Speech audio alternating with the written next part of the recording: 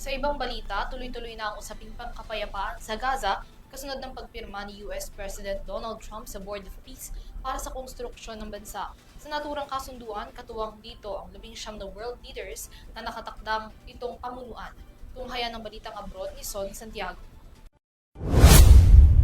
Sa gitna ng pagsisimula ng ikalawang yugto ng United States Peace Plan, formal na nilagtaan ni United States President Donald Trump ang paglulunsad ng tinatawag na Board of Peace, isang international body na mangunguna sa rekonstruksyon ng Gaza. Ipinakita ni Trump ang pirmadong charter ng board sa kanyang sideline sa ika-56 na World Economic Forum sa Switzerland ngayong linggo. Sa kanyang speech, kinumpirma ni Trump na siya mismo ang mag-chair nito. One of the most consequential bodies ever created. And it's my enormous honor to serve as its chairman. I was very honored when they asked me to do it. We had an idea to do it, and then they came, they said we... Kasama ni Trump sa entablado ang mga world leaders mula sa 19 na bansa. Ayon sa mga ulat, nasa 50 hanggang 60 bansa ang inibintahang sumali sa Board of Peace at humigit kumulang 25 naman ang pumayag na makibahagi dito. Wala namang kinatawan mula sa Israel o Palestine ang dumalo bagamat nagpahayag na ng interes ang Israel na sumali sa board. May price tag naman na $1 bilyong kada miyembro para sa kontribusyon ng Board of Peace. Gayunpaman lininaw naman sa mga ulat na voluntaryo pa rin ang kontribusyong ito. Ang Board of Peace ay formal na inendorso noong nakaraang taon sa pamamagitan ng isang resolusyon ng United Nations Security Council bilang bahagi ng mas malawak na peace plan ng US para sa Gaza mula sa garian ng Israel at grupong Hamas. Bukod sa rekonstruksyon nito, pangangasiwaan din ng board ang pagbuo ng International Stabilization Force o ISF na layong tiyakin ng seguridad sa Gaza. Ngunit sa mismong seremonya, sinabi rin ni Trump na maaaring palawakin ang mandato ng board at posibleng tugunan din nito ang iba pang pandaigdigang krisis. Things as we succeed with Gaza, we're going to be very successful in Gaza.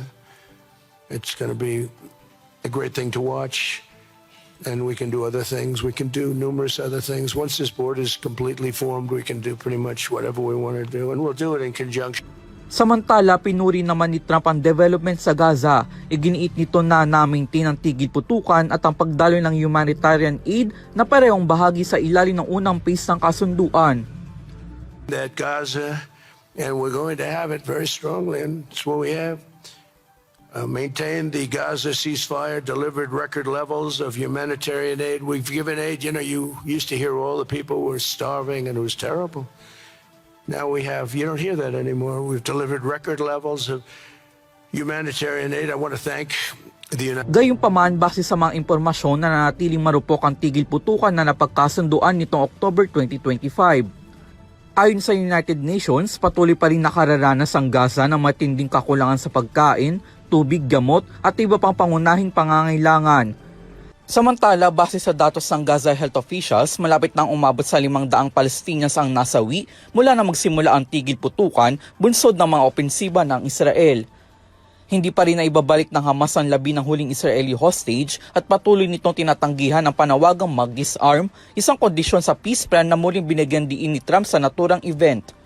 If Hamas doesn't do what they promised they would do, and I think they probably will, but they were born with rifles in their hands, literally born.